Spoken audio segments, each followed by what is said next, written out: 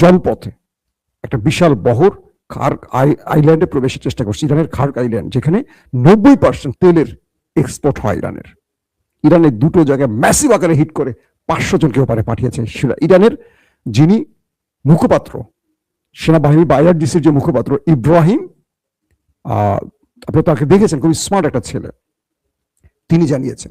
শুধু তিনি জানাননি, সঙ্গে সঙ্গে আরেকজন জানিয়েছে। কে জানেন সে? ওয়াশিংটন পোস্ট, মার্কিন গণমাধ্যম।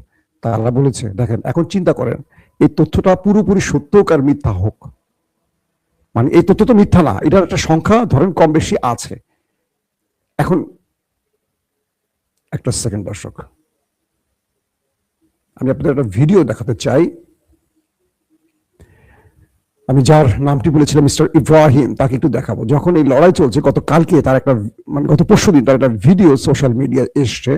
আমি যতটুকু চেষ্টা করেছিলাম এটা এআই কিনা, বড় বড় গণমাধ্যমগুলো বলছে এটা এআই নয়। আসেন সেই ভিডিওটা আমি আপনাদের দেখাই। ইব্রাহিম যখন লড়াই চলছে, সামরিক বাহিনীর মুখপাত্র ইব্রাহিম তিনি কি করছেন? আমার ছেলেকে, প্রিয় বাবু, প্রিয় বাবু, ईरान के आर्मी कमांडर इब्राहिम जुल्फिकारी, उनकी ये 15 सेकंड की वीडियो पूरी दुनिया की मीडिया मिलके भी इस वीडियो का मुकाबला नहीं कर पा रही है। ये देखने में जितने हैंडसम है उससे कई ज्यादा। আপনারা যে স্ক্রিনে ভিডিওটা দেখতে পাচ্ছেন, এই সেই ইব্রাহিম যে আইআরজিসির মুখপাত্র, প্রতিটা যুদ্ধের তথ্য তিনি দিয়ে থাকেন গণমাধ্যমে। দেখেন ভালো করে ফুটেজটা দেখেন আপনারা, আমি আবার আপনাদের দেখানোর চেষ্টা করছি।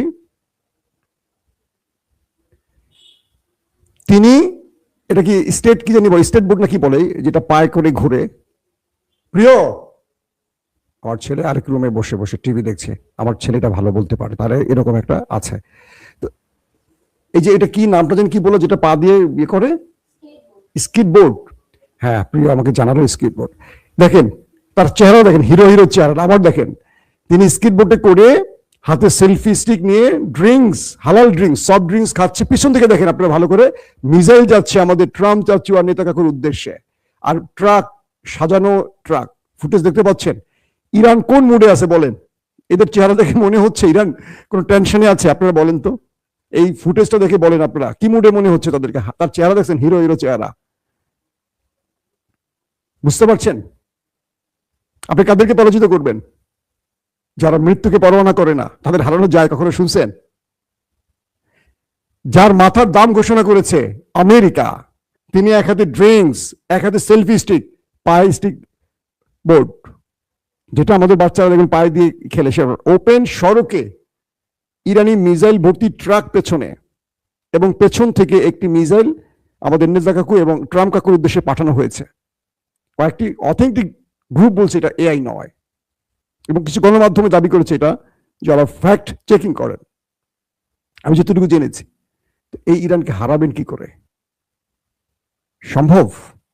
ইরান বলেছে শত্রুকে কোন পর্যায়ে আঘাত। এদিকে নতুন একটা দাবি, তথ্য আসছে, চীন রেয়ার আর্থ এলিমেন্ট তারা আর দেবে না আমেরিকাকে।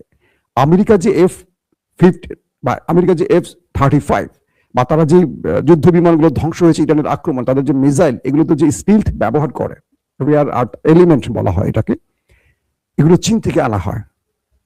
চীন বলে দিয়েছে তারা আমেরিকাকে আর এগুলো বিক্রি করবে না, এগুলো দেবে না। মানে হলো কি, ইরান তাদের যে মিসাইল, যুদ্ধ বিমান, তাদের যে পরিমাণ ক্ষতি করছে, এগুলো যেন তারা সংস্কার করতে না পারে, তৈরি করতে না পারে, এই জন্য চীন এই নতুন খেলাটি খেলছে ইরানের সাথে প্ল্যান করে। বলা হচ্ছে চীন যে টার্গেটে, ইরান যে টার্গেটে হিট করছে, তাকে রাশিয়া দিচ্ছে রিয়েল টাইম ইন্টেলিজেন্স, স্যাটেলাইট তথ্য। ইরান দিচ্ছে, চীন দিচ্ছে রসদ, প্লাস তারাও স্যাটেলাইট তথ্য দিচ্ছে, আর ইরান সেই টার্গেটে লক করে হিট করছে। ইরানের কাছে এমন এমন মিসাইল এখন দেখা যাচ্ছে যেটি ওরা কল্পনাও করেনি। এই সময় এসে ট্রাম্প কি করবেন? ঘরে আর বাইরে তার জন্য মহা বিপদ। নেতা সাহেবেরও একই অবস্থা। এখন দেখেন তাদের ভাগ্যে কি ঘটে। দর্শক, আজ রাত 11টায়